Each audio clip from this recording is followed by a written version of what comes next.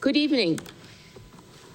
Welcome to the March 8th meeting of the Finance Committee. We have a remote participation policy. We'll read. This open meeting of the Town of Auburn Finance Committee is being conducted both in person and remotely, consistent with Chapter 107 of the Acts of 2022, which suspends the requirement of the open meeting law. And did you hit record? Yeah, right there.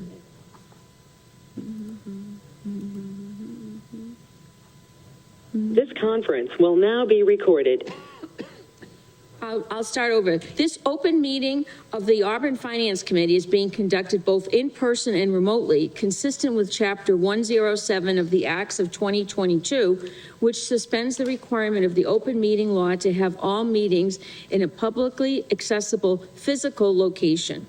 Further, all members of public bodies are allowed to participate remotely as long as reasonable public access is afforded so that the public can follow along with the deliberations of the meeting. For the public to join the meeting remotely by telephone, 1-786-535-3211 and access code 991-59937. Or the public can join via computer at global.gotomeeting.com. Join 991-599-357. All supporting materials that have been provided to members of this body are available on the town's website. The public is encouraged to follow along using the posted guide. Please note that this meeting is being recorded by Auburn Cable Television. So permit me to confirm that all members and persons anticipated on the agenda participating remotely are present and can hear me. Members, when I call your name, please respond in the affirmative. Kevin Kennedy? Here. Ed Coleman? Here. Trevor Sansucci? Michael Marshall? Here. Patrick Jones? Here. Diane Byrne. So town officials and employees participating, when I call your name, please respond in the affirmative. Town Manager Ed Kazanovich. Here. Administrative Assistant Sharon Kwiatkowski. Here. And CFO and Town Accountant Karen Harnois. Here. Okay, please note that each vote taken in this meeting will be conducted by roll call vote. Okay, so that's all set. Looking at the agenda for this evening, we are going to review and vote on fiscal 2024 budgets, operating and capital, police department, fire rescue department, emergency management, and general services. We don't have any transfer requests, and we have one meeting's minutes to look at. So first on our list here is the police department. Chief Lemon, do you want to come up? Sergeant Mills or Lieutenant Mills? Deputy Chief Mills. All right, sorry, I didn't see it. I think I just swore. Chief Lemon.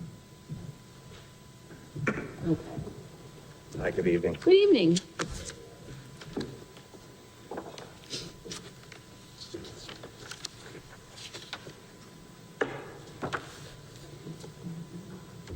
You want to tell us anything about the budget before we start looking at it, or should we just start going through it and we can ask you questions? I think I'm going to have Deputy Chief Mills do a brief introduction Okay. on the budget. Well, as far as FY '24 goes, highlight-wise, as the town manager had said at the last meeting that I was present for with all of you, that we had created a new org for the dispatch for the communications. So there, you'll notice that that's been removed from our budget. As far as actual highlights, I mean, basically, we're just looking at the budget reflects, 4 COLAs for the bargaining units that were all agreed upon with by contract. The deputy chief's salary is a full year, so all the salary lines related to the deputy chief's position now a full year instead of a half year. For the first time since, I believe, 2002, thanks to some of the work that's been done, we're finally at full staffing. Well, we were briefly until February 27th, but we're still working at maintaining and/or augmenting those positions, but definitely getting back to that. And honestly, mostly just modest increases that, to equipment and services lines on both sides. that reflect accurately what we're looking at, now, what we're actually paying, and as much as we can forecast some of those, vendor increases, for some of the vendors that I mentioned previously, such as, Verizon or Global Data or some of the vendors that we tend to deal with more frequently, it seems like. So, since that is it. It's we did end up with an extra or an additional patrol position, but for a half a year. So the position would start, or is funded to start, or hopefully is funded to start in January. And, we had done a community survey earlier in the year when Chief Lemon first took over, and it was something that he was, intent on doing. We got that out to town meeting members and to as many people that, chose to respond. And time again, nothing that we were totally surprised by, but people in town are concerned with, or at least the respondents were concerned with, visibility, police visibility, traffic, and the schools. And, all three of which have been priorities for the chief and for our, our group since we really got going. So in furtherance of that's where the extra position, where we anticipate the extra position going, and the chief has prioritized, the schools for that position, so. If I can interject at this point. So one of the challenges that we've had, and we've had for a long time, is our communications personnel. We moved into the building 23 years ago. They designed the building with the cell block downstairs, provided us with a challenge that I think the Finance Committee has heard before, where we have Mass General Law requirements to check on the prisoners. And it proved problematic with the amount of dispatchers and communications personnel that we had initially, where we would either have to call a police officer off the road to come man the desk or go check the prisoners, which reduced our public safety presence out there. So 22 years ago, we essentially doubled our dispatch and communications personnel to be able to have two dispatchers working, and we had prisoners, and we almost always had prisoners. Back in the day, we were averaging between 1,500 and 1,800 custodies a year, back when a lot of the retail stores prosecuted shoplifting and had loss prevention. It was a challenge for us, so we've been running 9 dispatches 24/7, 365. It's been problematic, and it's not just Auburn, it's everywhere across the Commonwealth that it's an intense job in there, it's high stress, and having the minimum amount of full-time dispatches for us to run is 9. Where we run into problems talking to our communications personnel with the stress that they deal with is that if there's a vacation or a leave or a sick time, these individuals were getting forced constantly. And sometimes you'd have someone go out with surgery or personal or family leave for weeks and months on time, and the toll that it took on our communications personnel was tremendous. And I listened. So I talked with Chief Coleman, who has equal buy-in in communications, because they're dispatching the firemen and the EMTs and the ambulances as much or more than they're dispatching the police officers. And we decided that we needed to make some changes. So our communications director, the previous and the current one, looked at call volume, looked at some of the issues that we were looking at, and we decided to entertain the idea of adding impact personnel, meaning we would staff these 911 positions in periods of time, for example, like 7P to 3A and 11A to 7, thank you. So if there was either a vacation or a sick call out or leave time or whatever it may be, we always have to have 2 dispatches on the consoles. And that would alleviate a lot of that stress and I think improve the quality of life of the dispatchers. It's been a revolving door in there. It's been challenging. We're constantly advertising for 911 dispatchers, and it's not everybody can do it. You have to be able to be a multitasker. you have to be able to be in tune with EMD, which is Emergency Medical Dispatch, and they have a critical role at the police department. So it was important to Chief Coleman and myself and my deputies to try to improve the health and quality of life for the dispatchers in our communications center. We're only getting busier from year to year.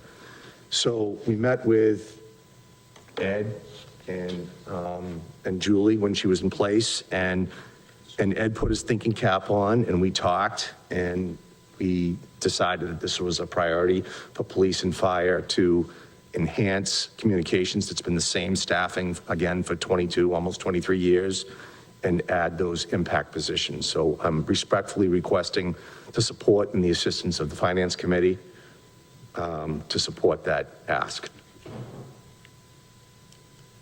Okay, thank you. All right, why don't I start going through it and we'll ask questions, or is anyone?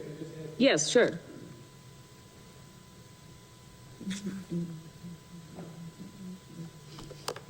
So Chief and Deputy Chief, I appreciate that update. Just a few comments. Number one, the recommendation before you tonight does include 2 full-time dispatchers.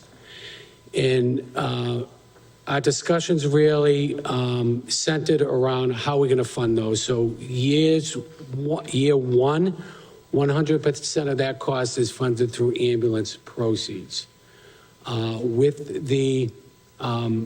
With a focus on weaning it off of ambulance proceeds over a 3-year period. So we will re-examine that next year, and a portion of that may come out of tax levy, but it all depends on the flexibility of budgetary needs and the available resources that will allow us to do that.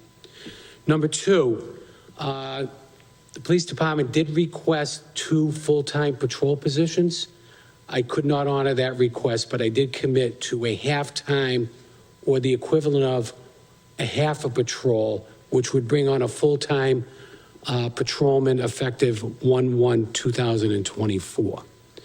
We do have the resources to carry that liability, so that has been programmed into their request. And so I just wanted to identify that. And as it applies to any department that's before you tonight and for the next 6 weeks, the increase does appear greater than what the norm is, and that is because last year, when you look at the original appropriation, it did not reflect the amount of COLA that we appropriated under the reserve account. So in some cases, you'll see a budget may look like it's carrying a 6% increase, when in fact it's really a net 3 when you factor in the amount that we transferred in from the reserve account. So I just wanted to put that out there, and you can, Madam Chair, you can now ask any questions that may be pertinent to the police department at this point. All right, thank you. Just Yep. general questions as opposed Sure, to go ahead. specific items? Yep.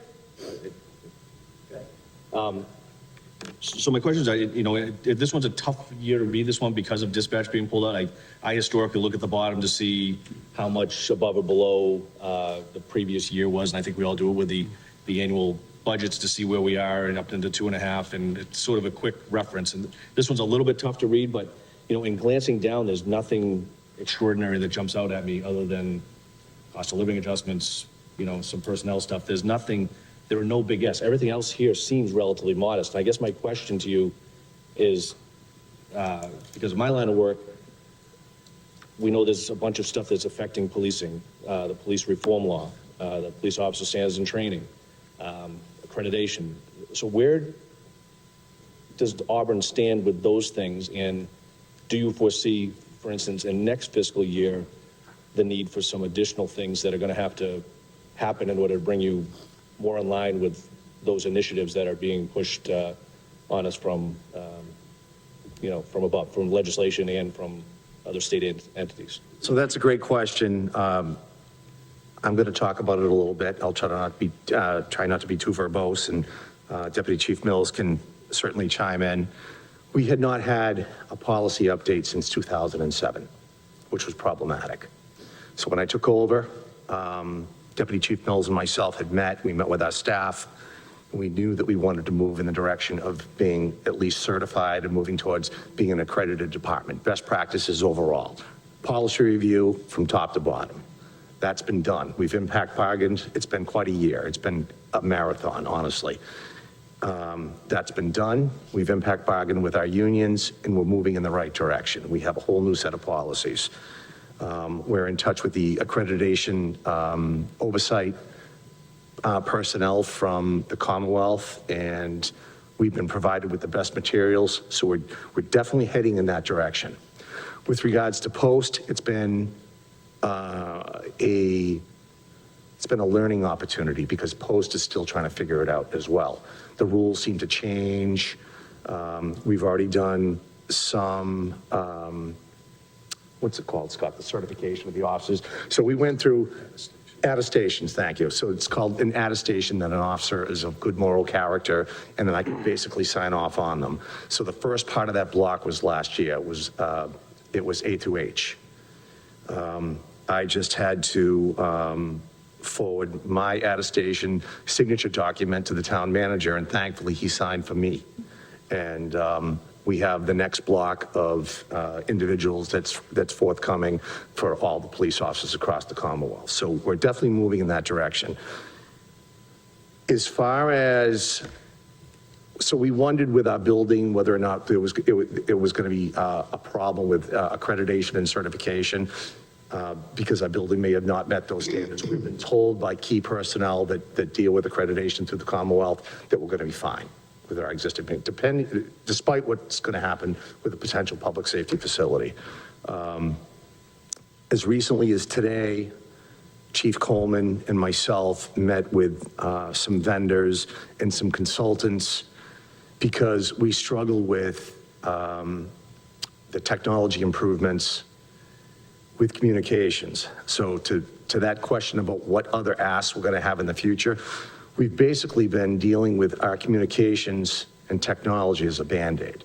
We're fortunate we have a very good relationship with the State Police Communications Unit, and they've been great to us. But we've moved from analog equipment into IP address systems and these consoles that are made by a company called Avtech. I've been before the Finance Committee before to ask for money for system upgrades and for software upgrades. And it's become a machine, and we are going to have to look towards in the future, whether it's currently partially funding now and potentially fully funding in the future, to have a company basically provide us 24/7 support. So in the middle of the night, my phone goes off and I answer it and they say, we can't talk to the cruisers. It happened last month. That's a problem. And they in turn call someone that we use for our radio support, Mark Cady, who's retired from the Worcester Fire Department, who has his own consulting company. And he called and he was able to troubleshoot from his house at 4 o'clock in the morning to talk the dispatchers through the computer software to be able to get them to use the backup radio and to get us on there. And it's become so technically difficult for the layperson, the people that are answering the phone behind the desk. We were going to need some sort of support system. So we're looking at that right now. I can tell you that Chief Coleman and myself will be before this board making requests in the future. And if you calculate the cost, not just the human cost, but the actual physical cost of the equipment, the computer systems, the racks of radio systems that are throughout different parts of the town of Auburn, whether it be at the Packagug School, the Auburn Police Department, the Fire Department at headquarters, West Street, the Crowell Hill radio site, the Leicester Street backup radio site. There's millions of dollars in equipment that has to be taken care of and accounted for. We're in pretty decent shape right now. Our backup radio system that's up at Leicester Street, those repeaters that are the two up there, they're 30 years old. They've exceeded their lifetime. And when I come in before the Finance Committee, they're not a $500 ask. They're going to be a 20 or a 30 or a $35,000 ask to replace these systems.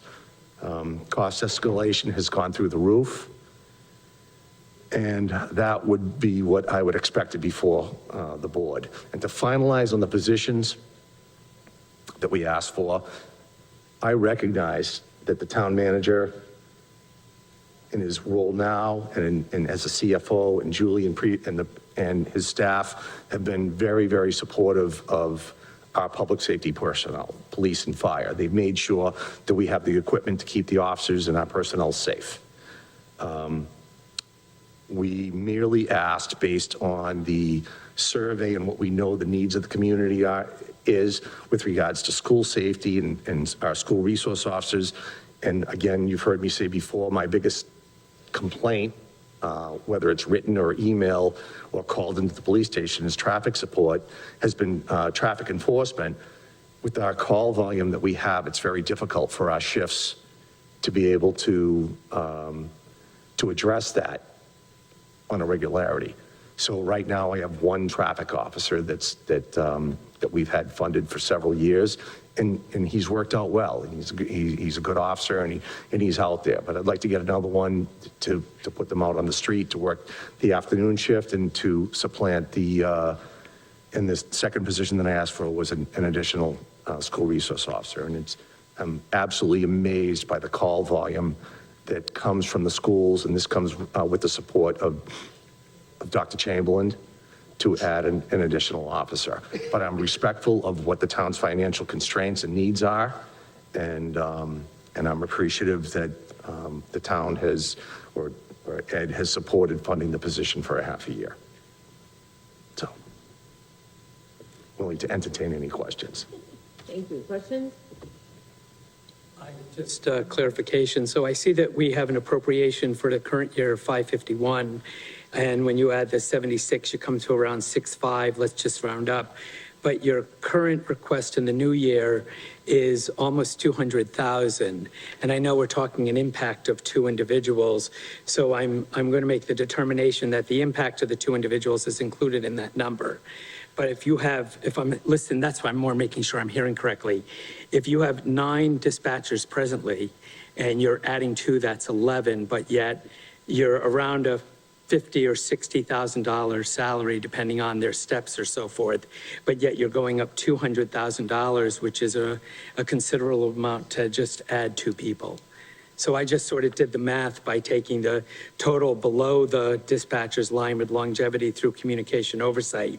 And then that total I compared to the current requests that are in the current year. It seems to be about 150 to 200,000 more. So I just thought that was a little steep. And I guess my question is with the impact, knowing that there are a lot of challenges, so it's really a 2-part question. One, I'm surprised for 2 people that it's that large of a jump. But the second part of the question is, given all the challenges that you were facing with 9, have you done any kind of redesign or captured any pressure points in the scheduling so that you're getting the relief you're going to need with the 2 people? So well, I guess first things first, as it applies to the actual salaries, I believe it's around $124,000, if I'm not mistaken, between the FY23 and between the 551 and the 675, it's around 124. They were budgeted, they were budgeted at different steps, not both at step 1. Okay. And you're correct, they are average $56,000 to $60,000 for each position. I added it quick in my head. But there's- So I'm not sure if I was 124 or Oh, I'm 150. sure you're right. Okay. Your numbers are usually right. As far as I know. And again, we've incurred the 2 COLAs since FY23 was even in play. So as the town manager mentioned, you're essentially looking at a 6% increase for all personnel costs across the board, approximately.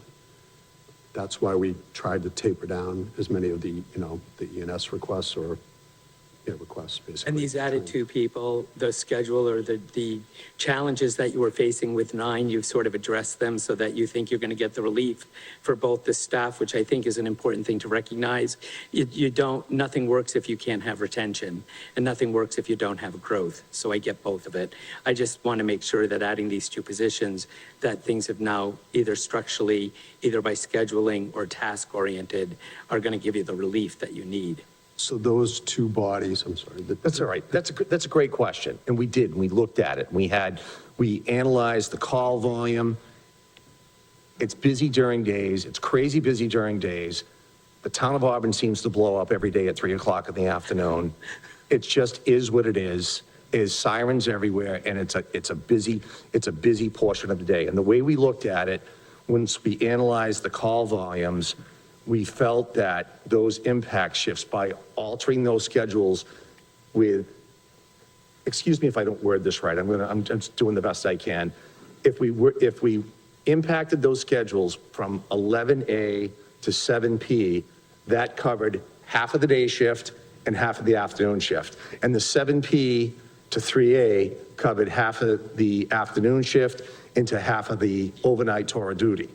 And so rather than having to order on a communication specialist for 8 hours after they've worked 3 to 11 and go, hey, you're here till 7 o'clock tomorrow morning, 1, 2, 3, or 4 nights in a row, however the schedule works out, at most, it's going to be a 4-hour impact.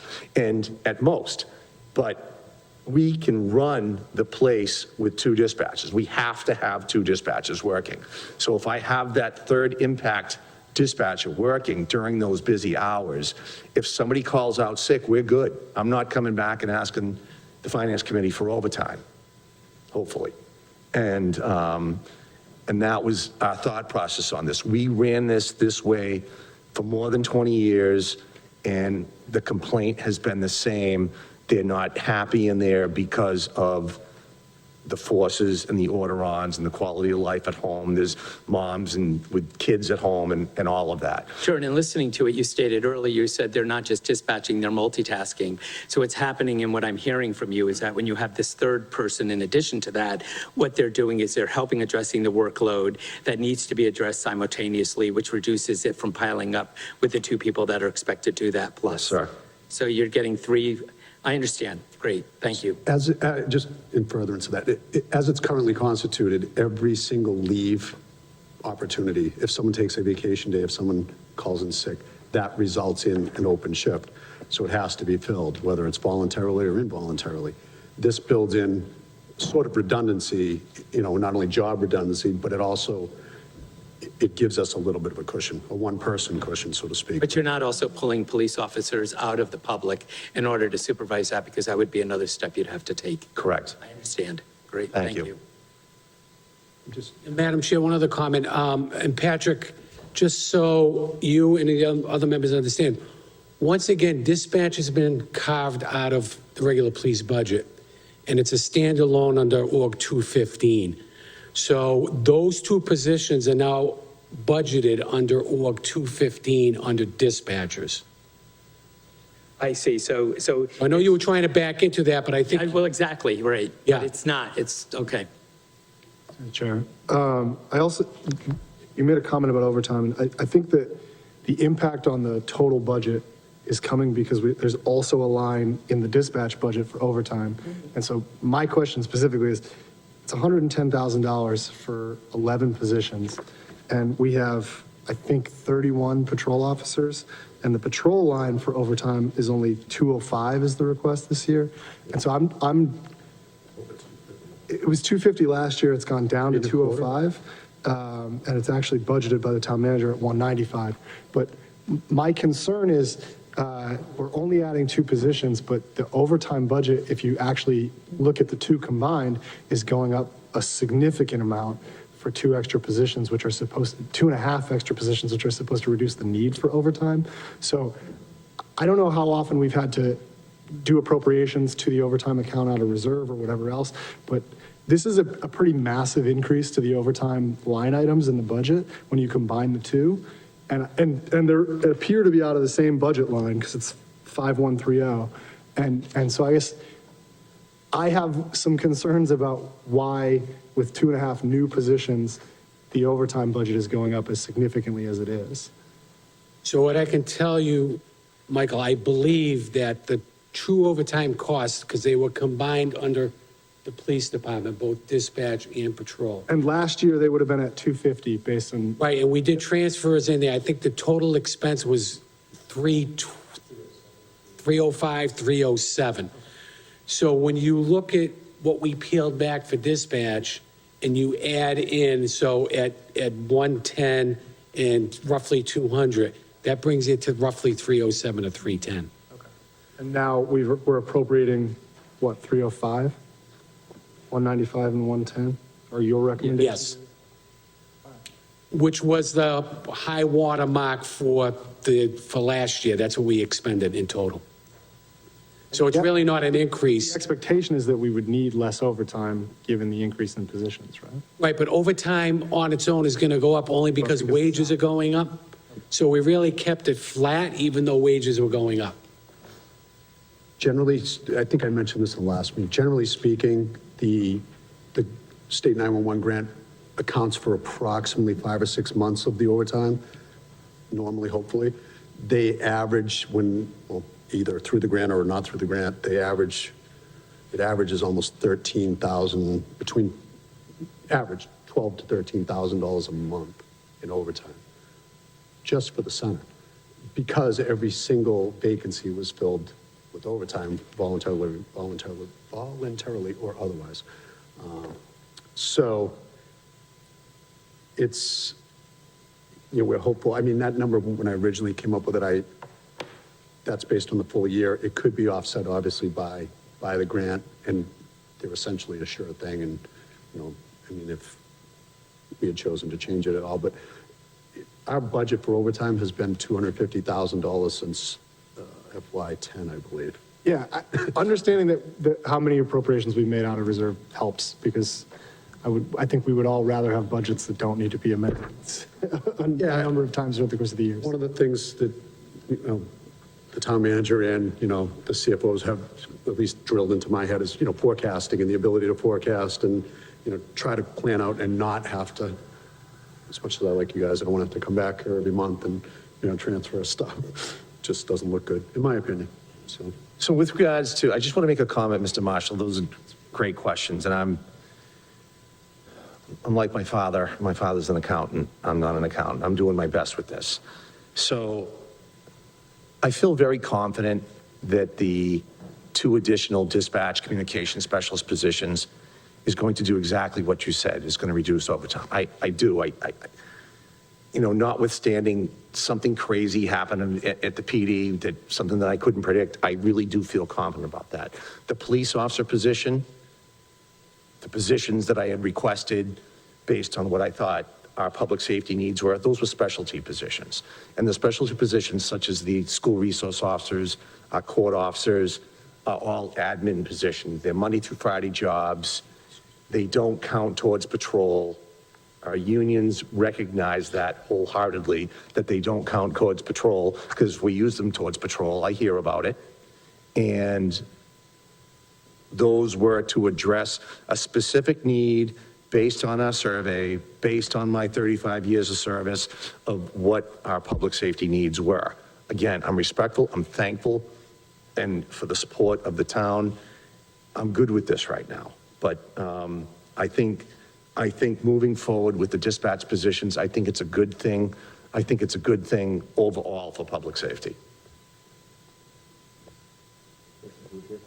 So relative, are those 2 impact shifts, is that going to change your minimum manning? Or if those impact shifts aren't available on vacation or not, are you going to have to fill those shifts on overtime from someone else? No, that's a great question. So the impact shifts are to supplant minimum manning. That's why I think it's going to be a cost savings.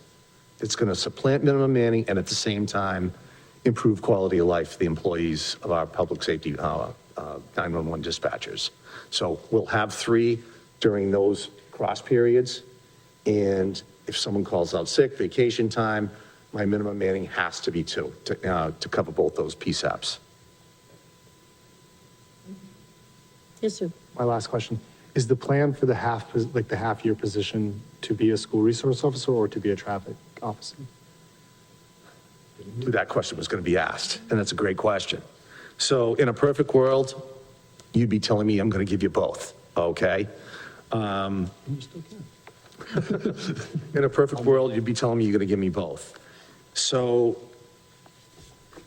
I've talked with Dr. Chamberlain. There's a need for both, but I also have an obligation to keep our schools safe. And that would be where I would place that position initially.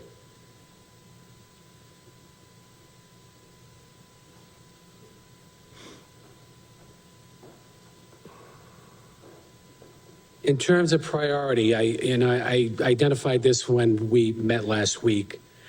When you look at the bottom line of the budget, we still have roughly a little over $1 million available for any consideration, and I wasn't prepared to make any recommendation, given that we had just received the number from the state. So we have roughly $1.6 million, and that is now going up by about $25,000 because Bay Path assessment has come down based upon my estimate. And that really solidified as a result of a notification I got from Bay Path this week. So we will be revising that ask when the school department and Bay Path comes in at the end of the month, provided nothing changes, and they're going through their hearings right now. But that being said, we still have an opportunity to review our priorities as we approach fall town meeting, or we could address some of those priorities now. It wouldn't be fair for me to ask for a recommendation now, but I just want the Finance Committee to know we will have another opportunity to review the asks and the requests of our departments as they come before you. So just please keep that in mind. Just a point of clarification, will we also vote separate and then take up the CIP while they're here, or will they be done as one? I had a CIP question, but I didn't know if it would be appropriate. We're going to look at the CIP, and you can ask questions, and at the, in a couple of weeks, we'll vote on the whole thing. Okay? All right, any other questions? No, okay. So I was wondering, how many, you said you have 30 patrol officers right now? Okay, and how about command staff and support staff? So we have a total of 41 sworn personnel from the chief down to the last two patrolmen that are currently in the police academy. We have 41. We just recently had a police officer, as of a week ago Monday, leave for Kevin's team, the French and Electric Blue, over to the state police. So he's in his second week of the academy. So that leaves one vacancy, 9 full-time dispatchers, 2 full-time clerical, and who else? Oh, yeah, and Mary Ann O'Connor, our communications director. So that's our staff at the PD. We do have 3 part-time dispatchers. So is the 9, you have 9 full-time and an additional 3 part-time? Or Yes. Okay, all right. Okay. Let's just take a look at the numbers here. We have a subtotal on the first subtotal we have is the command staff, the chief and the deputy chief salaries and other payroll considerations and the clerical lines. So your request was $444,113, and that was the amount the town manager recommended. And last year's appropriation was $975,764. And as we discussed, the reason for the reduction is putting the dispatchers in their own line item over here. The next total I see is, you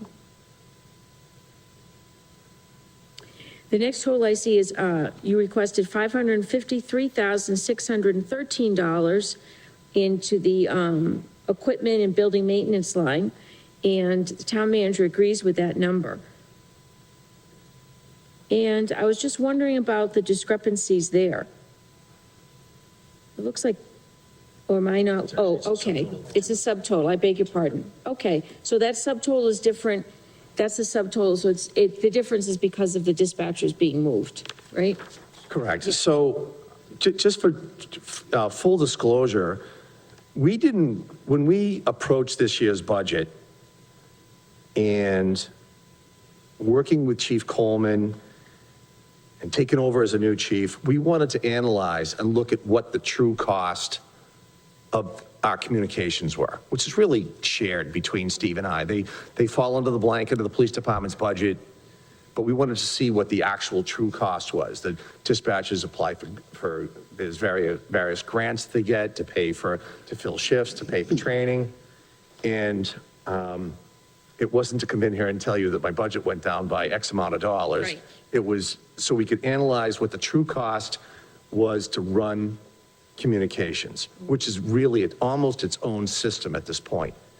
And that was why we did that, and I was grateful that the town manager agreed to do that, because it gave us, I think, a smarter approach to look at what it costs the town to run the 911 department.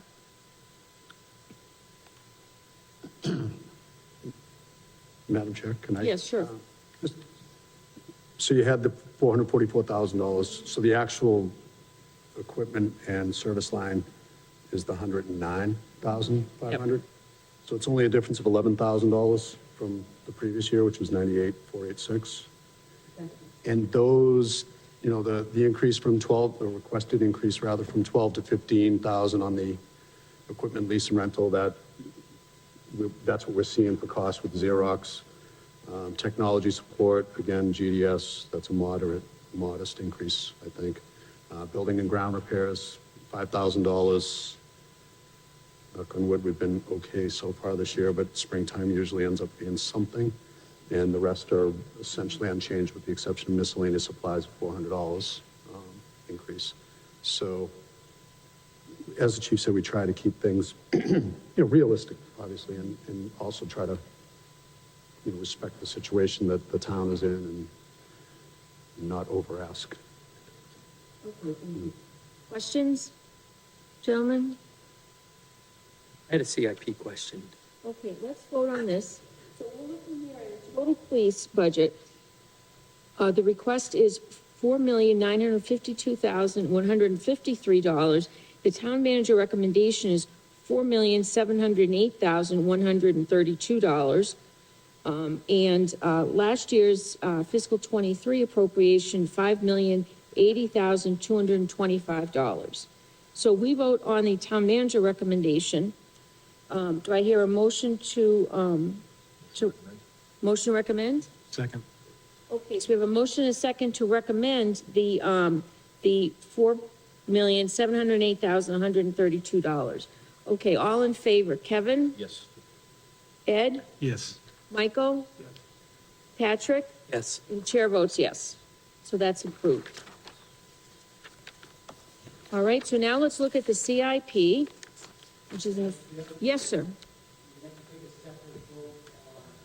Dispatchers right now, okay. So dispatchers, the town manager recommendation is $871,728. Do I hear a motion? Is there a correction on that one? I'm just, before we. Just. The overtime line went from 120 request to 110 on the town manager. Sure. Okay, we have a motion and a second. All in favor? Kevin? Yes. Ed? Yes. Michael? Yes. Patrick? Yes. Okay, so that's approved or recommended. So now let's look at the CIP, which is, right here, right? This is it.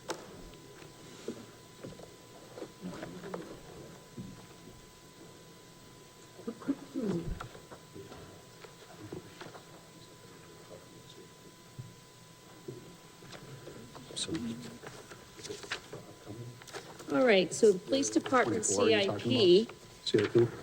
the total town manager recommendation is $393,220. Did you want to ask your question? Thank you. I noticed that in the revised and the manager line that they're deferring for the ARPA study. And I just wanted to inquire in two respects. One, the cost, the rising costs of service and labor parts, and delaying something of that nature. And as it relates to ARPA, with some of the volatility, when this study would actually occur, and it would be wise to put that off. It's the HVAC. Is that- The HVAC, great.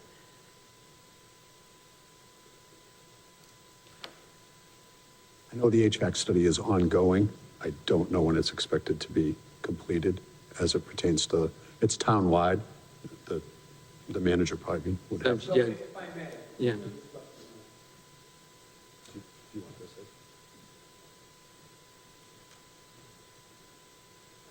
So currently, we are having a engineering study on a number of our municipal buildings as it relates to HVAC, with the intent of making a request before the Board of Selectmen for the use of ARPA funds.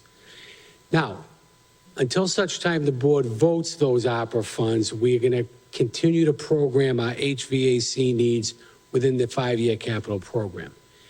If in fact they vote a sum of money out of ARPA to address our HVAC needs, at that time we will remove it from the 5-year CIP. So my question is do we have a timeline as to, I mean, we all know that the clock for using that money is moving.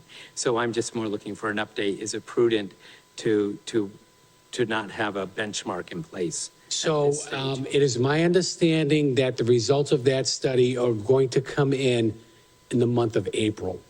At that time, we will examine the results of that study and then bring something to the board. But because it's programmed in FY25 and there's no earmark or appropriation for FY24, it'll give us time to amend that at a later date, Patrick. If I could just comment, and through the chair. Yep. To the board. Yearly, while I worked at the police department, before I was chief, the town would come into the police department in the wintertime, especially during very concerning cold temperatures, and they would open up the ceiling tiles in the offices, so the heat would go up through the ceiling tiles and Left the office. and make sure that we didn't have freezing pipes in other parts of the building. So, taking that into consideration, about 6 months ago, I reached out to Darlene and DDIS, because most homeowners at this point in time have reached out to Mass Save, and we have contacted Mass Save to do an analysis of our building. Building's good. I don't think it's insulated very well. So we're hoping to be able to come back to the board. If they do it, if Mass Save handles it like they do most homeowners, they come in, they look at it, and they can go, yeah, we'll put in spray foam insulation and do this, and they'll do that to improve the insulation quality of the building. And then there's generally a cost that comes to either the homeowner or the business owner. That is in play right now on a side of the study of the HVAC systems with the ARPA money. I just wanted to let the board know that. So I'm just waiting for Mass Save to schedule the walkthrough of our building and to hear what they have to say, if they'll make us an offer to come in and insulate the building better. Okay, any other questions on the CIP? Yeah, question, could I'm looking at your vehicles, the revised budget, $215,000. How many vehicles does that include? Those are the yearly, lease, amounts. How many vehicles does the department have?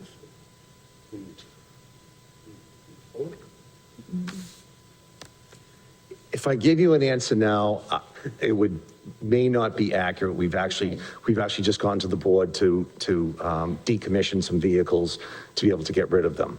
So we faced a challenge this year, and I went and I saw the town manager, because we haven't been up to staff in so many years, and the CIP for the vehicle amounts has remained the same.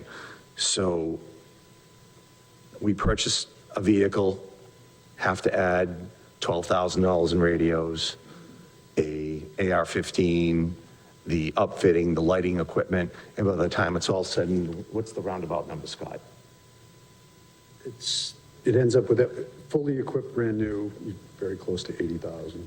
The vehicles themselves are 43, 44,000 for the actual vehicle acquisition. Upfitting's around $20,000, a little bit less. In this particular year, you asked earlier, Madam Chair, that, what does that, next year, that's that accounts for 3 vehicles.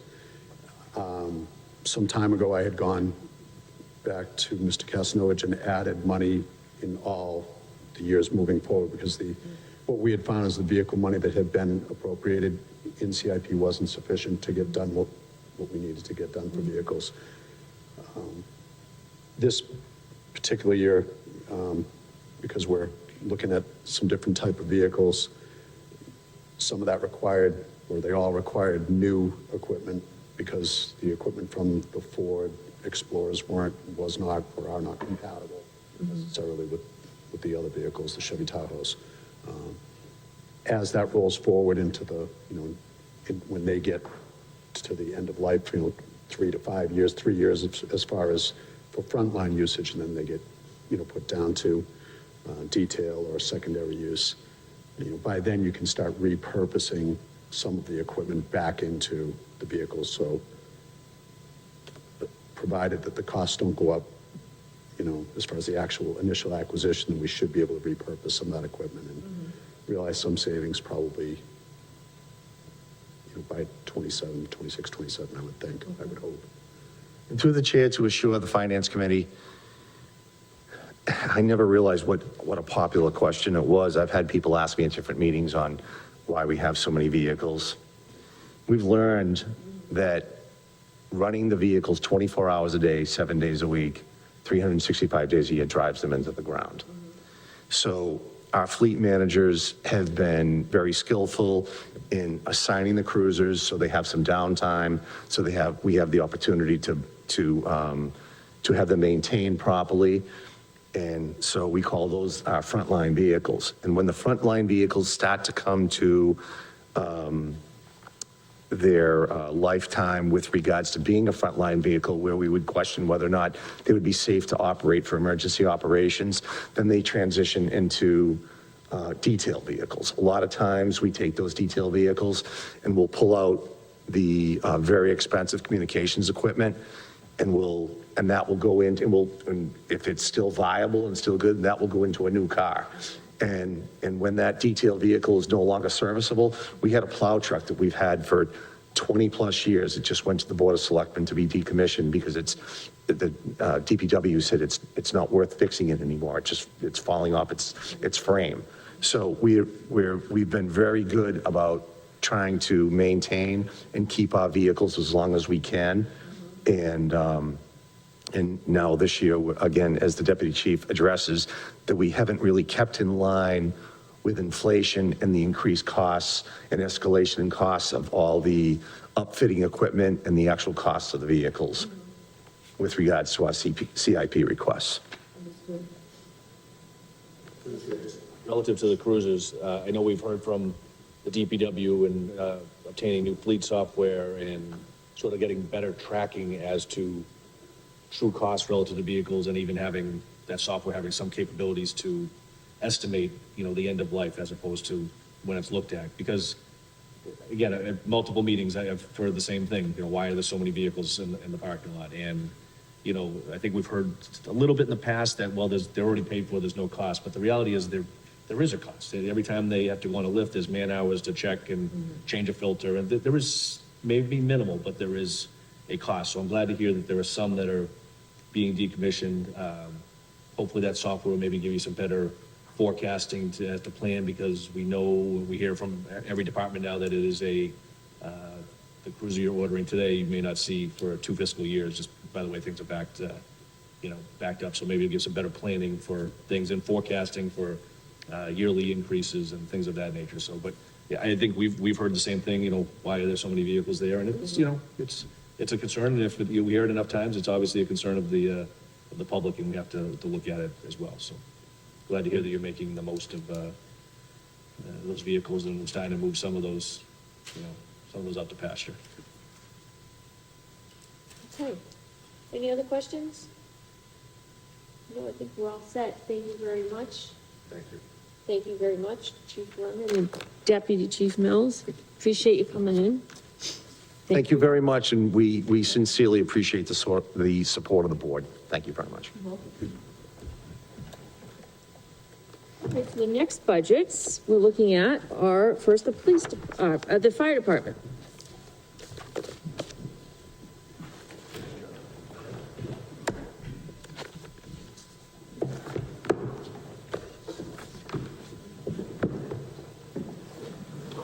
Good evening, Madam Chair, members of the committee.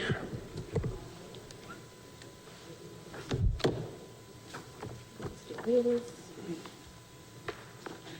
want to tell us about your budget first before we delve into it? Sure. Just give me 1 second.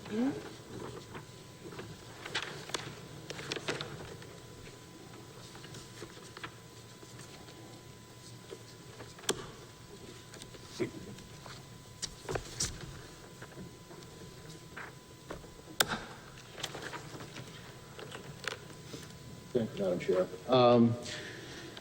So much like the police department, and as the town manager had explained, when you look at the 13.42% increase, same situation applies to our budget as far as the COLAs. So when you look at the increase, all but 1.5% of this 13.42 are contractual obligations over that period of time. So the actual increase in asks in various line items, something like technology support, those modest asks in those line items represents 1.5% of this total, 13.42. Pretty, just as I kind of look at the line items here, the ones that are not contractual, you'll see we have a $3,000 request in building maintenance and supplies from 32 to 35. When you look at that $35,000 in building maintenance and supplies, that doesn't necessarily represent, in this case, $35,000 worth of broken stuff, like right out of the gate. We have about $11,000 in service contracts, HVAC and, again, between two buildings. So, that really drops it down to about $24,000. Then if you split that by two, it really kind of represents about $12,000 per building, $12,000 per station. Yep. Let's see, just as I go down here, everything else for the most part is level funded. You'll see an increase in firefighters' education by about $70,000. That's contractual. In the last year of their collective bargaining agreement, they saw a jump in their firefighter education. Overtime, the emergency vehicle mechanic position has been in place since January 1st at the fire department. It's going very well. The increase in overtime here factors in we're going to be taking over the overtime for the fleet mechanic, so the DPW is not going to be paying that fire EMS related overtime. So there's a value of roughly about $5,000 of the DPW overtime, and then the balance of that is basically just a percentage of their COLA in order to make sure that we're kind of just keeping pace with overtime. And equipment repair and service, we're asking for a $5,000 increase from 20 to 25,000. That 25,000 essentially represents what the 3-year average has been. We're asking for an increase in protective gear. It's already been discussed, this evening, just in terms of inflation and the cost of items. A set of turnout gear, which encompasses a coat and a pair of bunker pants for a firefighter, has almost doubled in the past 2 years. So what we were paying roughly about $2,500 2 years ago, that cost is now $4,400 a set. So we try to, and what we have been doing is every year within the protective gear line, we replace 6 sets of turnout gear. There is a 10-year shelf life on them. In some cases, they don't even make, the 10 years. Some of them we're replacing about 6 or 7. Again, it really depends on the member. But right now, at current spending, we're not able to replace the 6. So now we would be replacing 3. So every member has 2 sets of turnout gear. So we're looking roughly at about, 84 sets of turnout gear. So unless we stay on track with replacing 6 sets a year, we're going to run into a problem where we're not replacing everything within that 10-year time period. So that's the request for protective gear. And then medical supplies, we've requested $15,000 increase in medical supplies. That's going to be coming out of ambulance receipts, but kind of the same thing. The price of, much like on the civilian side, if you will, the price of medications in some cases have doubled in price. So, just equipment all around has increased. So, like I said, the bulk of all of these items that you see here are contractual. About 1.5 just represents those items that I just pointed out. Okay, gentlemen, any questions? Oh, Chief, yep. Madam Chair, I know the chief kicked off by saying roughly 1.5% of that total increase is non-contractual. But I think what the Finance Committee needs to keep in mind, because when you do the math, that nets out to 12, that's a 6% increase a year. That's not actually true because back in the fall, the Board of Selectmen town meeting voted to increase the complement by 4 firefighters for a half a year. So they're picking up a half a year of wages above and beyond what was contractually agreed upon. So that's inflated by roughly $200,000 increase to fund another 6 months that wasn't funded in the prior year.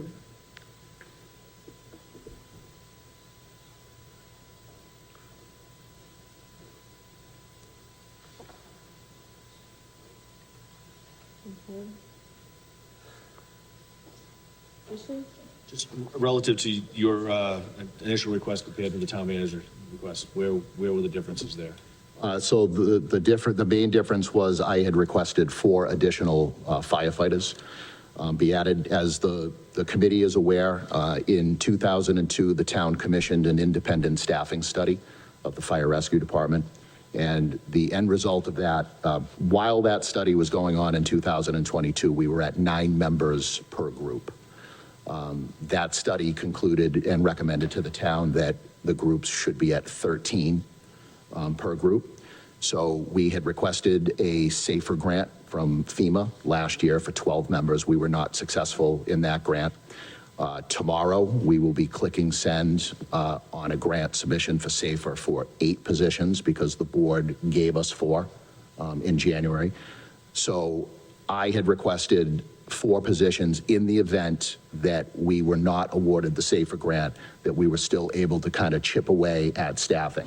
In conversation with the town manager, what we decided to do was pull the request for those 4 members. We'll know sometime, hopefully between August and September, whether or not we're successful in that grant for 8. If we get it, great, sort of problem solved. If we don't, then at the fall town meeting, we can always reevaluate the funding and basically do the same thing that we did this past year, come into a special town meeting to fund a half-year positions in January. So I put the request in there sort of to memorialize that we're looking to achieve the goal of the staffing study, but I supported backing that 200-some-odd thousand out, just understanding that with the SAFER grant, we do have time to address that if funds are available. So it was really by those 4 positions, that's the difference. So you've got 9 per group? So with the 4 that the board just added, we went from 9 to 10. How many groups do you have? 4. So right now, we have 10 firefighters per group, so it's a captain, 2 lieutenants, and 7 firefighters between the 2 fire stations. So if we're successful in getting this SAFER grant, that would allow us to go from 10 to 12, which would allow us to, really, the ultimate goal here is to allow us to continue to raise our minimum. You know, when I took over as chief, our minimum was 6, you know, and it had been 6 for a long time. And then we sat at 7, you know, for a long period of time. We're moving to 8, so ultimately at 12 a shift. And, you know, 13 is what the study recommended. I think that's a great sort of long-term goal in the 5+, but I think in the immediate, just based on our call volume, 12 is sort of, in my opinion, it's an immediate priority, which would allow us to set our minimum at 10.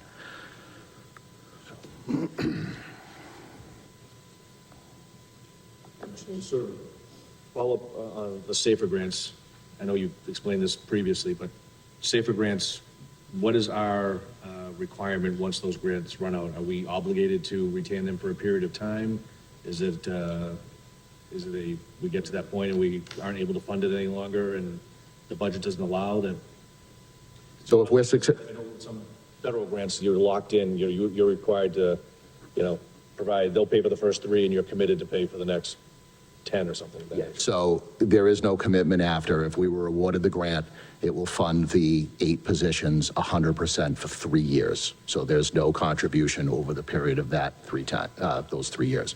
In conversations, you know, previous conversations with the manager, over those 3 fiscal years, that would allow us to be able to, you know, set money aside every year to build into the levy. So on year 4, we would be able to absorb those. It's not one shot to the budget in year 4, you know, slowly absorb those over those 3 fiscal years.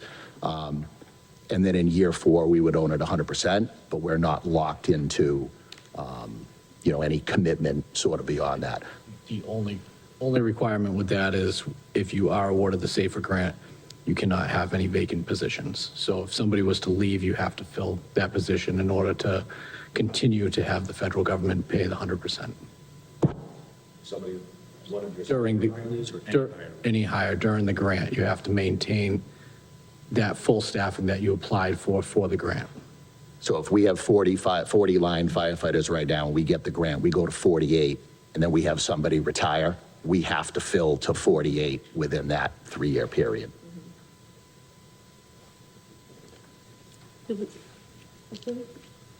Does that include the 100% for 3 years? Does that include benefits also? It does.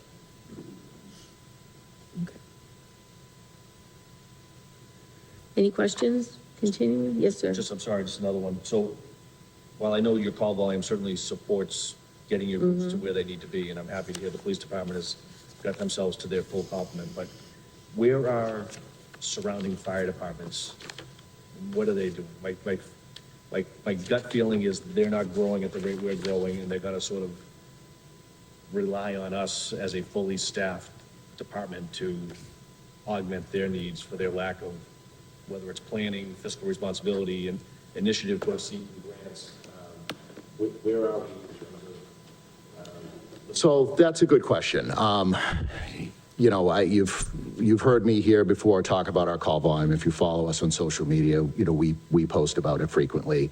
You know, this is the first, every year we break, you know, call volume records. This is the first year that we've surpassed 5,000 calls a year.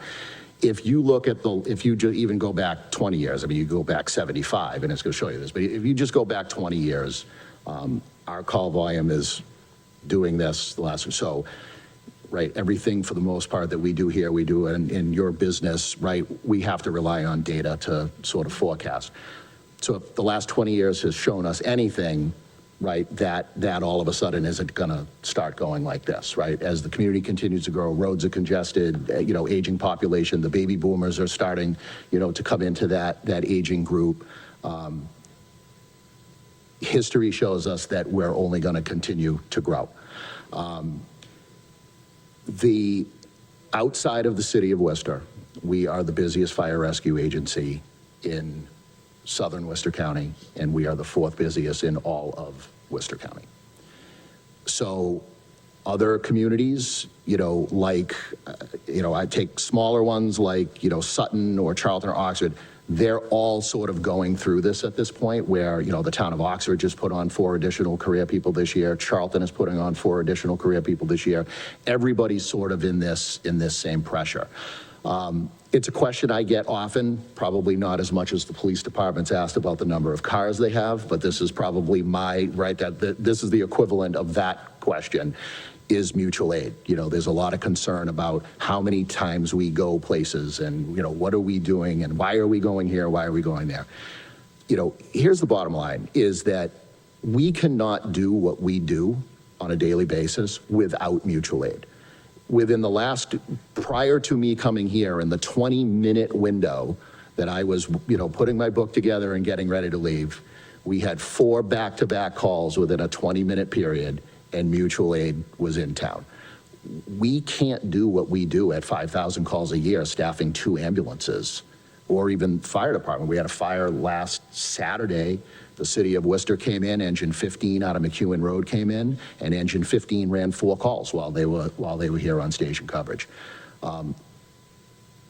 No fire department, including the city of Worcester, can do what we do on a daily basis today without mutual aid. It is a critical part of the network as a whole. To your point about municipalities maybe saying, well, you know what, Auburn's growing at a quicker clip than we are, so we're just going to rely on Auburn. I can honestly say that that's not something that ever comes from the fire chiefs. To be quite honest with you, that comes from boards of selectmen, right? That's the attitudes of boards of selectmen in a particular town that may say that, but that's not something that's tolerated by fire chiefs. And I'll say that I recently had to do that within the last year to the city of Worcester. Town manager Jacobson and myself had to go to the city of Worcester and meet with their emergency medical services and their fire department, and we had to question the amount of ambulance mutual aid we were doing on a daily basis. And we heard their struggles. We know that they had struggles. They're having problems recruiting like everybody else. Listen, there was a period of time here where we were having some struggles for various reasons, and Worcester EMS was in here every day. So even though it seems like at some point it may get excessive, we also kind of have to sit back and take a breath and say, there was a period of time where we relied on them heavily, and they didn't complain. And we kind of got to look at the same. But at some point, right, and it did happen in that case where it's like, I have to make a phone call and say, we need to meet. And since that meeting, I think they put on an additional 12 paramedics. They got a couple ambulances staffed up, and that situation has been improved dramatically. So every community, for the most part, kind of has that ebb and flow where they have some struggles. And I truly believe we're here to help our neighbors because God knows we've relied on them. But it's one of those situations where, in some respects, it's just not tolerated long term. So if that were to occur and we were to see that was happening, we'd call that community on it and we'd say, listen, mutual aid has to happen by law. We can't refuse. If Worcester called us 20 times a day for an ambulance, we can't say no. That's Mass General law. That EMS service has to be provided. But it doesn't mean that at some point you can maybe recognize some abuse of it. And even abuse is a strong word. I don't think it's ever malicious. There are always reasons why that is happening, and until you ask the question and that particular agency says, listen, this is the struggle we're in, and 9 times out of 10 it's personnel related. It's just they don't have the staff. But usually it's short-lived and then you kind of come out of that. So that's not really a concern for me, that municipalities are going to say, well, we'll call Auburn and they'll handle it. No fire chief would ever kind of allow that to occur in the long term. Yep. I have a question, sort of to that, what we're talking about. How many adjacent communities have, rely on volunteer fire departments? In other words, they don't have full-time. So very few, and I can tell you that even the ones that rely on call fire departments, the strength of their fire departments are not strong. If any of you are bored one night and you're having trouble sleeping, if you go on our website, I wrote a white paper report on the sort of the status of call firefighters in Mass District 7. And we studied the 25 cities and towns, includes the city of Worcester. So if you take them out of the equation, we studied the 24 towns in the district, and we surveyed them over a snapshot over the last decade, and then we reevaluated it 5 years later, and we reevaluated. Every single community in the district has seen a loss of call firefighters, even those that have 100% on-call fire departments. And I'll give you an example. It's in the report. I mean, it's sort of public information, but if you look at the town of Brookfield, that's a department that at one time had 40 to 50, active call firefighters. He has less than a dozen firefighters in the entire fire department. So it's not the job that it was 40 years ago, when people could come down and say, oh, I want to volunteer, and here's a coat and a helmet, and, hey, that's Ken, follow Ken around, he'll show you what to do. Initial training right out of the gate for call firefighters now is a little over 300 hours, and that does not include first responder training, hazardous materials training, all of those extra things. And then, at the end of the day, once you get on, that's just the training commitment, and then once you get on, there's an expectation that you're gonna come to calls. And, if you take EMS out of the equation for our department, we run somewhere around close to 1,800 fire-related calls that have nothing to do with EMS.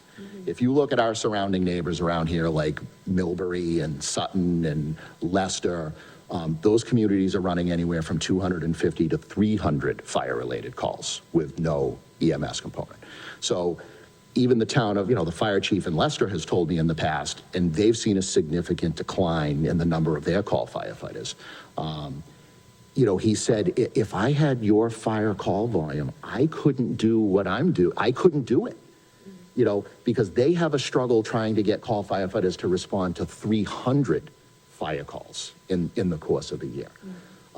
So it's a very challenging time, and it's not a District 7 thing, it's not a Massachusetts, this is a nationwide issue with the reduction of call firefighters. The state of Pennsylvania always boasted that they had the largest complement of volunteer firefighters than any other state, and that number was somewhere around 300,000 volunteer firefighters in that state. They, for the first time ever, are under 30,000 for the entire state. They've gone from 300 to under 30. So this is the volunteer fire service, the fire service as a whole, it's getting into crisis mode. I think we're kind of there. I'm really fearful of what fire departments that are not as fortunate as we are here in Auburn to be able to afford to have these services. I don't know how some of these communities are going to do it. And to be quite honest with you, I mean, I serve as a representative for District 7 to the State Fire Chiefs Association. It's something I talk about often. I'm really concerned on how some of these communities in District 7 are going to be able to do it over the next 10 years. Some of them are in very, very critical need today. I don't know what it's going to look like in another 10 years. Thank you. I had a question now about how many full-time firefighters do you have? So we have a total of 44 sworn personnel. That includes myself and the deputy. And then we have a full-time EMS coordinator who is not a firefighter. That's a civilian position that handles all of our EMS training and is the town's community paramedic. And then we have 2 administrative support. So 47 total within the department, including our administrator. Yep. So, and we have right now, how many ambulances on the road, so to speak? So, so we own 4 ambulances. We staff 2 24/7. And then we have a 3rd ambulance that's up during the day and sort of those impact hours 6 days a week. You have, so that the 4 are those are your backup? Yeah, so we have, essentially we have 1.5 spares, if you will, because the 3rd one is staffed for 9 hours a day, but essentially that includes a backup component. And how are ambulance receipts doing? Good. Fiscal year 2022, we had a little over 1.8 million in collections. And to date, as of today, it's 1.1, almost 1.2 million to date, with 3 months, a little over 3 months remaining in the fiscal year. And again, those collections go on well beyond the fiscal year. I mean, some ambulance bills, they're still, if it's court settlements, things like that, they could be making collections up to 2 years, after certain things, so. Are we putting money aside from those ambulance receipts every year to pay for new ambulances? Yeah. So 100% of the department's EMS operation is funded through ambulance receipts. So not only does the ambulance receipts pay for 12 full-time positions within the department, but the ambulance receipts purchase the ambulances outright. We do not lease the ambulances. We just essentially cut a check when they come in. And then the EMS operation funds the medical supply line. It funds the EMS coordinator's position. It will now fund these 2 full-time dispatches. So 100% of the department's EMS operation is funded through ambulance receipts. Good, thank you. Yep. Questions? And the deputy just whispered in my ear, the ambulance receipts is also funding the fleet mechanic. Right, okay.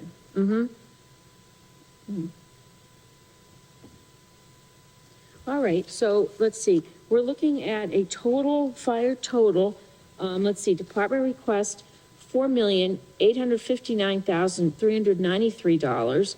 The town manager recommendation is $4,570,424. And last year, the budget was $4,029,655. Initially, that was the initial appropriation. Questions, or do I hear a recommendation? Motion to recommend? Second. Okay, we have a motion and a second to recommend the town manager recommended line. So all in favor, Kevin? Yes. Ed? Yes. Mike? Yes. Patrick? Yes. And the chair votes yes. Thank you. And now we'll look at the emergency management. Right? Oh, fire capital, okay. Yep.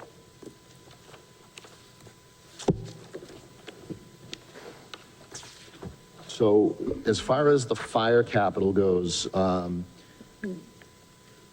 all of these amounts are just annual lease payments on previously voted things. The only new item that hits fiscal '24 is replacing engine 3 at $115,000.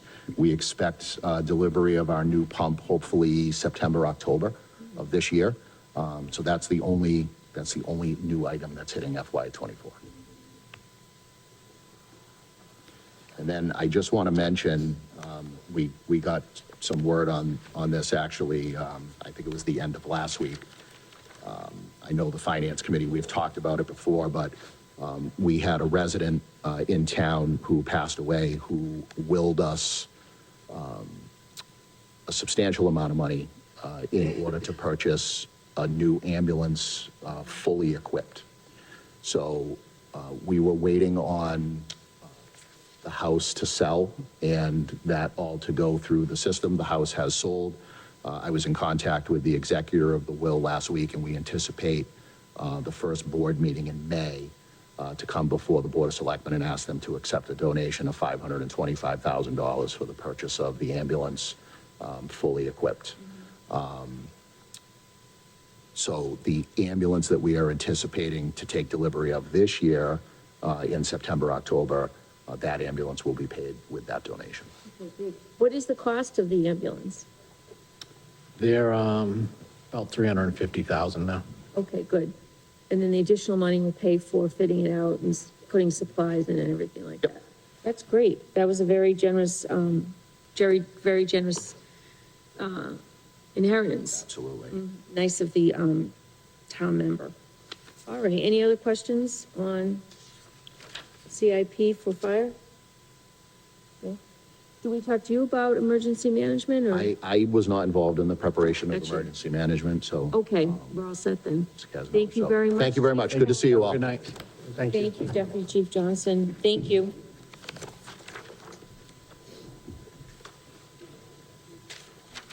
So we have two other budgets to look at. we're going to look at emergency management and the general services.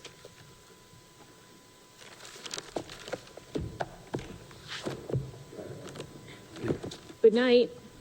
Good night, thank you.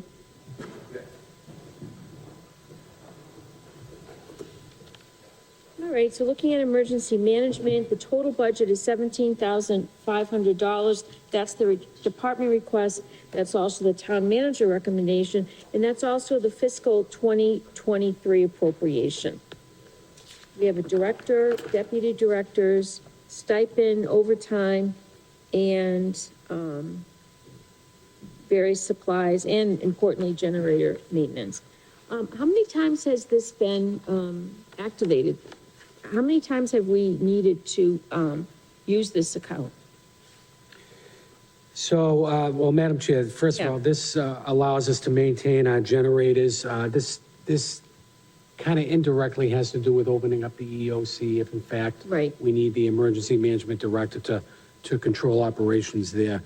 But for the most part, this is the day-to-day activity that's required, whether it be, maintaining all of our generators off-site, and that's done by our own mechanics. And those are tested, I believe, quarterly.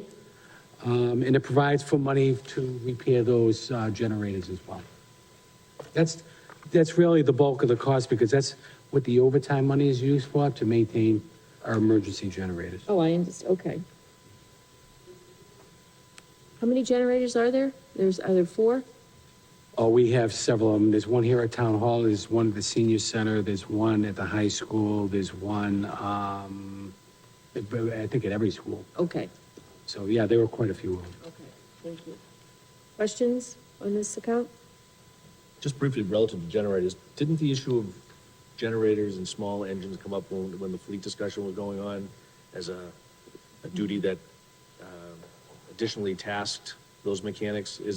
Has it ever been a consideration to basically outsource, have a company come in and do the maintenance on these generators? I'm sure it'd be significantly more than $5,000 a year, but as a consideration, as opposed to hiring additional mechanics who should be working on fleet vehicles. So as part of the discussion, I think you heard this when the chief came in relative to the reassignment of a Fleet One position to an EVT under fire. That individual maintains our generators. He will continue to do so. It's much more costly. We did outsource this at one time. Cost a lot of money. It's much more, first of all, it's under our control.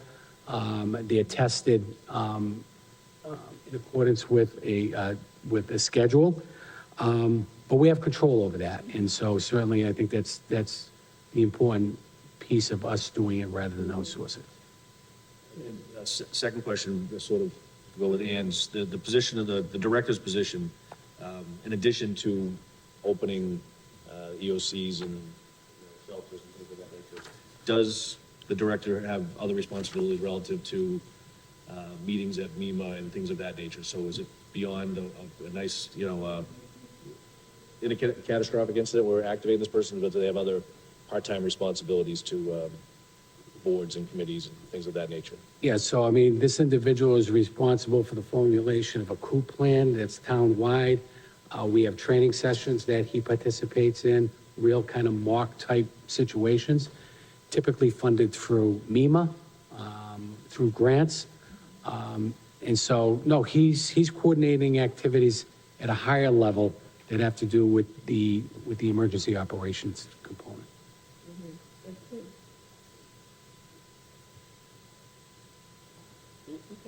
So the department request is the same as the town manager recommendation, $17,500. Do I hear a motion to recommend? Motion to recommend? Second. Okay, all in favor, Kevin? Yes. Ed? Yes. Mike? Yes. Patrick? Yes. And the chair votes yes. All right, so let's flip back to general services.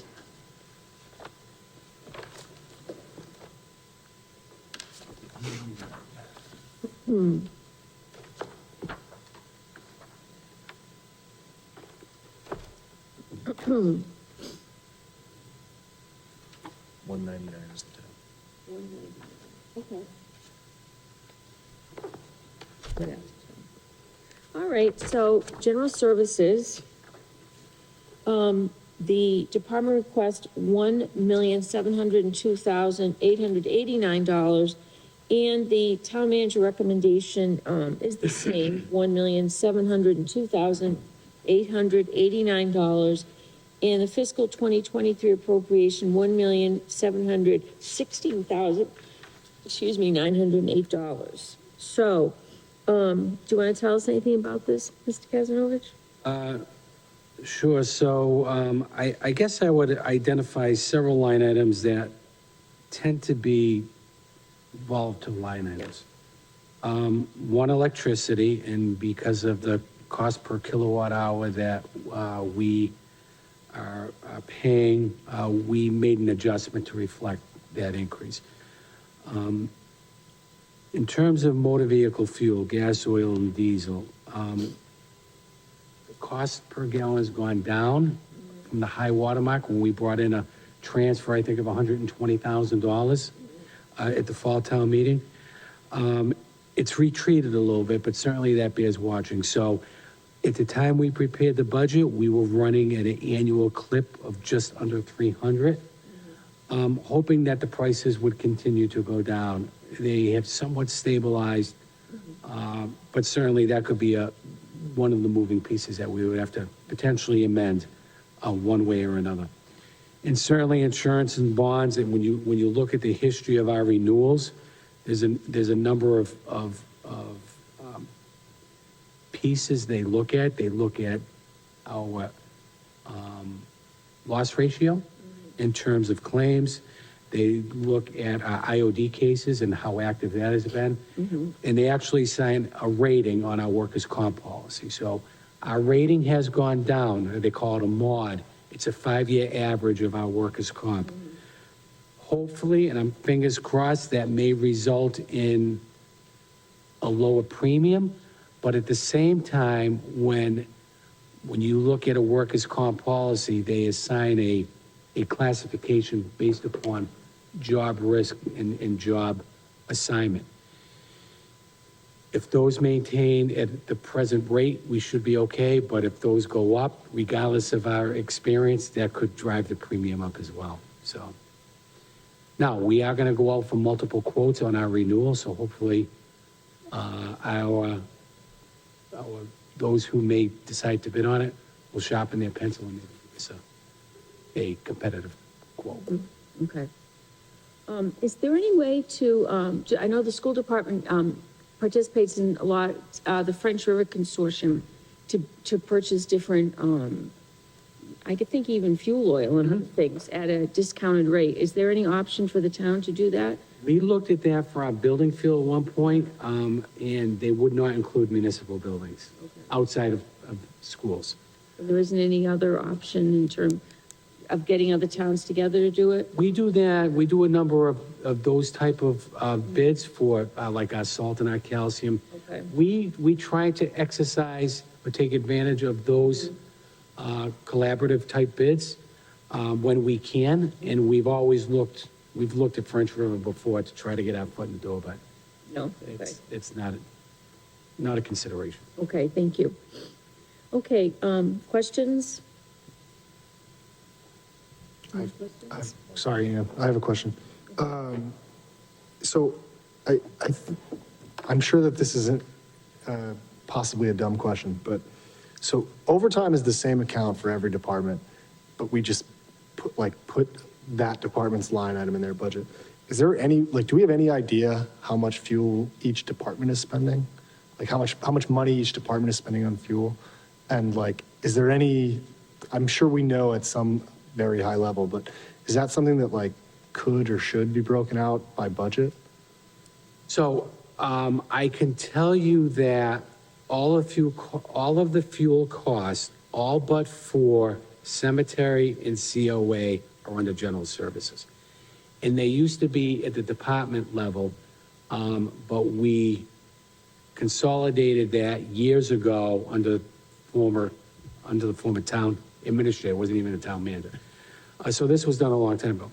Although we track the cost by department on a monthly basis through a worksheet that we get from our fuel provider because we have a card system. So I can get you that cost by department on a yearly basis, but I can't. Yeah, that makes Moving sense. out of- I would be interested to know it. And Yeah. then as like a follow-up, has the town looked into electric vehicles at all? Like, have we, I know that there's obviously a higher initial capital cost, but, you know, once you have them, and once you install the chargers. We were awarded a grant that committed us to 2 EV vehicles, strictly electric vehicles, that are gonna be used for inspectional services.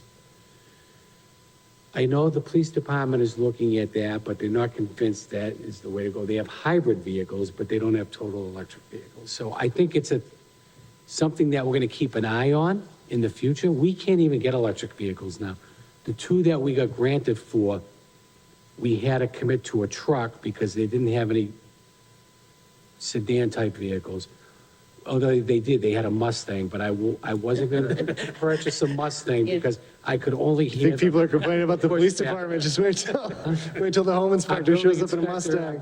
Driving around in a Mustang throughout town, so that wasn't gonna happen. So we actually bought a truck and I think another, I don't know what the other vehicle is, but yeah. So we had to pay, we got I believe $50,000 from a grant. And the balance of that is coming through our Muni Ag account. We had to put up a sum of money too. How many other, And there's a charging station out here now, so if you have an electric vehicle and you want to charge it at the next meeting, not yet, plug in and help yourself. as a follow-up, how many vehicles do we have? And this maybe is a better question for DPW, but that are not like emergency vehicles or DPW, like trucks and like, how many just cars does the town own that are used for different positions around town? Well, I would consider DPW's, like, sewer department, emergency type vehicles, because they are used in a response to. Yeah, exactly. But when you, yeah, and those are and they are marked. I would say the only vehicles you'll see out here in the backyard are for our inspectors. It's probably 4 vehicles.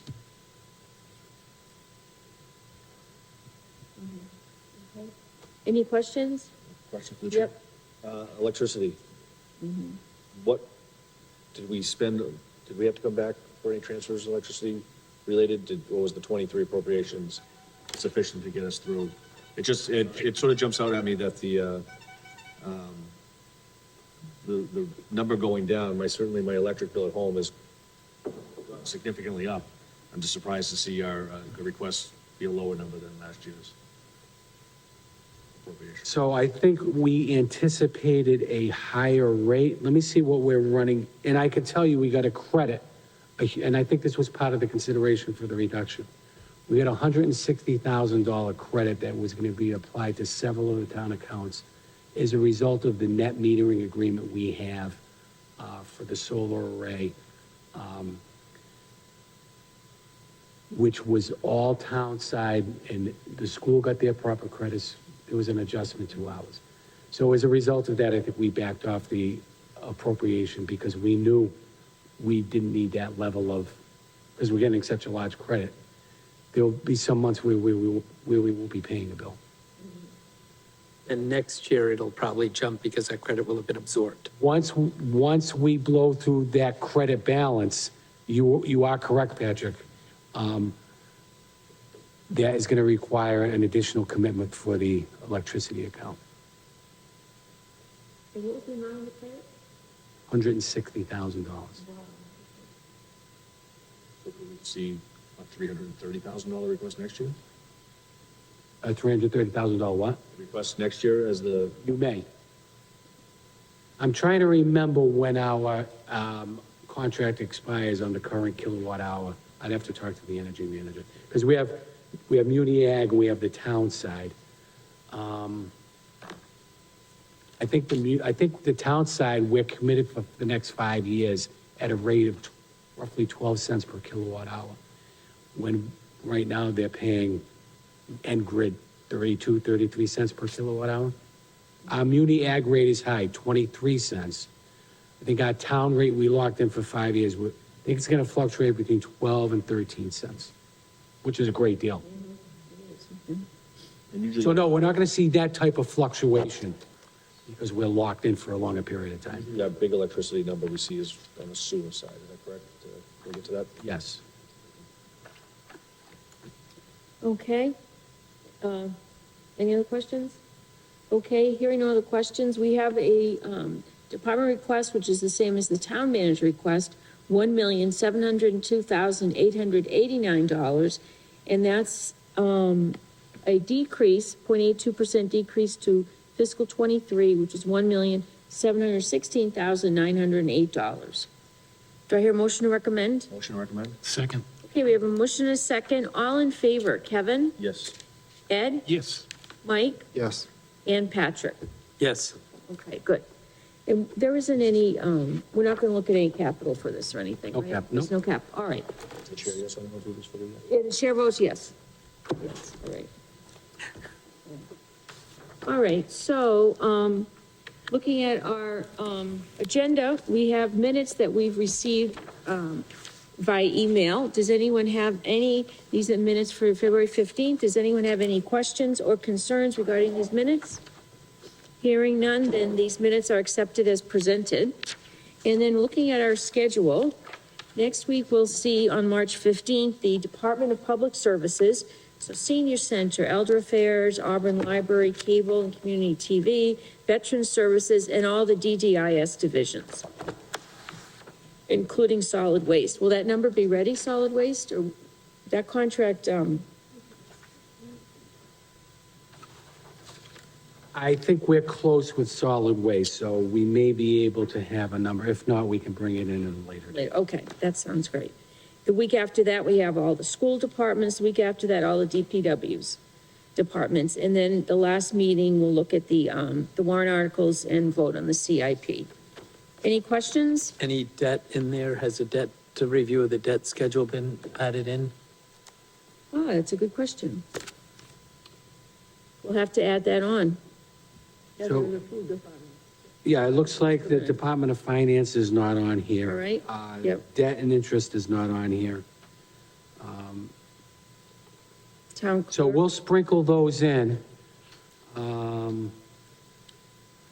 Actually, maybe next week, the 15th, would be an opportunity to add to that for either debt and interest or. And the assessors, town clerk, okay, et cetera. All right. All right, any other questions? Motion to adjourn? Second, all in favor, Kevin? Yes. Ed? Yes. Mike? Yes. Patrick? Yes. Chair votes yes. We're adjourned.